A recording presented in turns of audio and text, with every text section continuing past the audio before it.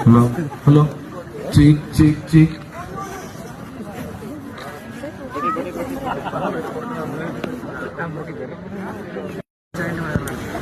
കഥ പറഞ്ഞിട്ടുണ്ടോ?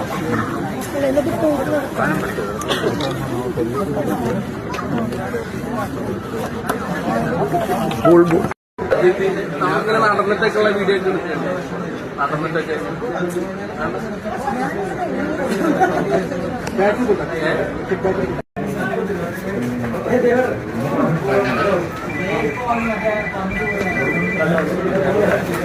Cooling glass എടുത്ത് മാറ്റോ?